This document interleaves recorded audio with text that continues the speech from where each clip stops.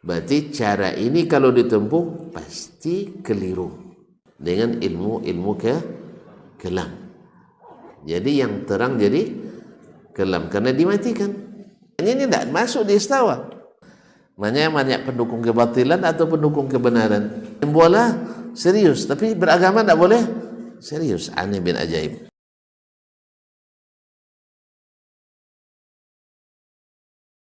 Sebab kalau berlaku pada ayat tasbih, berarti kita telah menyerupakan Allah dengan makhluknya.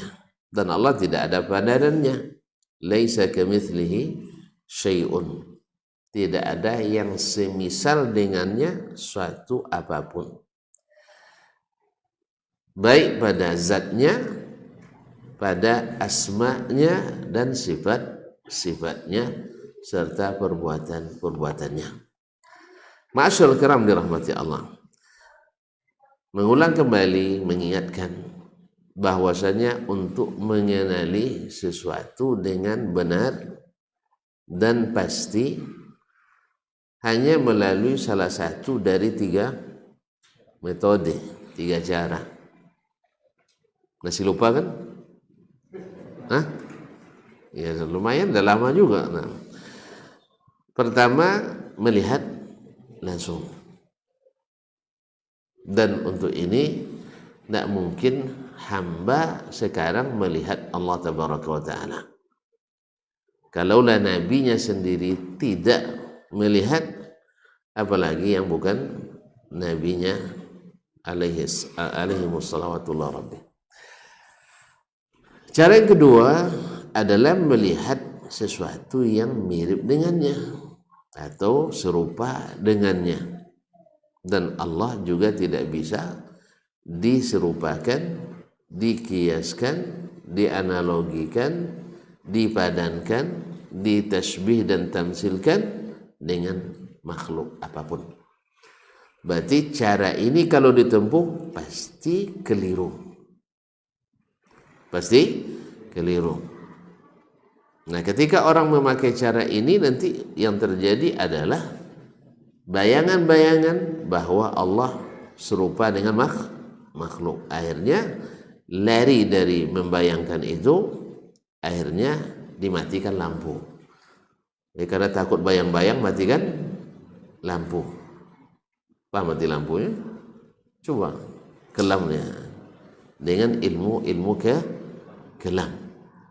Jadi yang terang jadi kelam karena dimatikan. Akhirnya ditiadakanlah banyak sifat Allah karena ditasbihkan dulu, setelah itu dihapus. Karena terbayang olehnya bahwa Allah kalau begitu mesti begini, kalau begini mesti begitu. Ini kaedah-kaedah yang tidak lazim pada makhluk saja, tidak mesti begitu, apalagi pada Al-Khaliq. Ya, pada makhluk saja tidak mesti berlaku kaedah itu semuanya, apalagi pada Al-Khaliq. Tapi subhanallah, sebagian yang meyakini menganggap itu sebagai minal qat'iyat, sesuatu yang qat'i, pasti. Padahal kira-kira, kok kira-kira jadi pasti gitu, bahwa segala yang di atas sesuatu itu mesti menempati yang di bawahnya. Kan dianggap ilmu pasti. Padahal ini dilekatkan kepada Allah yang tidak ada jalan mengetahuinya melalui melihat atau menyerupakan. Di mana datang pastinya? Sehingga kita menolak yang pasti datang dari Allah beritanya dan yang datang dari Rasulullah sallallahu alaihi wasallam. Mungkin sebagian nanti akan beralasan, dah makna kalimat itu kan banyak. Berarti istawa ya, maknanya banyak. Tidak bisa diartikan dengan satu saja. Gitu ya? Taib. Makna aslinya apa? Istawa itu. Kemudian kita cocokkan dengan makna-makna yang banyak tadi. Misalnya istawa dengan makna tumbuh dan berkembang. Masuk ke Allah Ta'ala? Tidak masuk ini. Jangan dimasukkan itu. Memang tahu kita makna istawa itu banyak. Tapi ini tidak boleh disifati Allah dengan anak yang sudah menjadi remaja. Istawal waladu aw syabu, dia sudah masya Allah istawa, sudah sempurna kejadiannya. Berarti sebelumnya belum. Allah tidak boleh disifati dengan itu. Makanya ini tidak masuk di istawa. Jelas? Kemudian diarti di antara maknanya adalah maknanya datar atau licin. Istawat tarik, jalannya masya Allah mulus gitu. Masa Allah dibilang mulus dan datar, tidak masuk juga makna itu. Jelas? Lalu di antara maknanya adalah istaula. Walaupun dalam kamus Arab asli jarang atau tidak ditemukan kecuali ditulis oleh Al-Khalaf yang berpemahaman khalaf, yang berpahaman salaf tidak. Oke lah, makna istaula maknanya adalah menguasai setelah sebelumnya tidak menguasai. Itu makna istaula seperti yang disebut oleh Ibnu Faris dan Ibnul A'rabi, juga Ibnu Sidah. Nama-nama baru nampaknya tidak ada orang sini kayaknya ya. Ahli-ahli bahasa Arab dan juga ulama berpahaman salaf, mereka mengatakan istaula itu adalah menguasai setelah sebelumnya dikuasai oleh orang lain.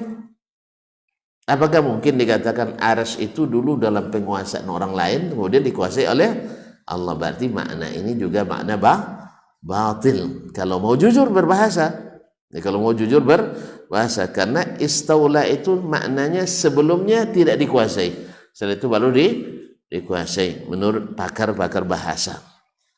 Oleh itu kaum muslimin dan muslimat dirahmati Allah SWT, termasuk dalil atau syair Nasrani yang dijadikan sebagai bukti makna istawa dengan makna istaula oleh ahli kalam, satu-satunya adalah sebait syair dari orang Nasrani bahwa istawa Bishrun alal Iraqi. Bishr menguasai Irak, setelah sebelumnya sudah bilang tadi, setelah sebelumnya tidak dikuasainya. Berarti makna ini makna batil. Bishr manusia boleh dia menguasai setelah sebelumnya tidak dia kuasai, tapi kalau digunakan dengan Allah Taala menguasai arsy sebelumnya tidak dikuasai, ini makna batil. Dengan demikian diketahuilah bahwa ta'wil istawa dengan istaula ta'wilun batil. Jelas? Mabnan wa makna. Tapi kok banyak yang dukung? Ya, kalau gitu balik lagi.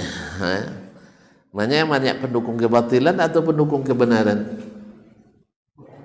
Hah? Wih. Pendukung kebatilan atau kebenaran? Kebatilan. Kalau sekarang di voting misalnya, mana yang baik wanita kita muslimah pakai jilbab atau pakai jilbab? Menang yang mana? Serius ini? Mana yang menang? Jilbab.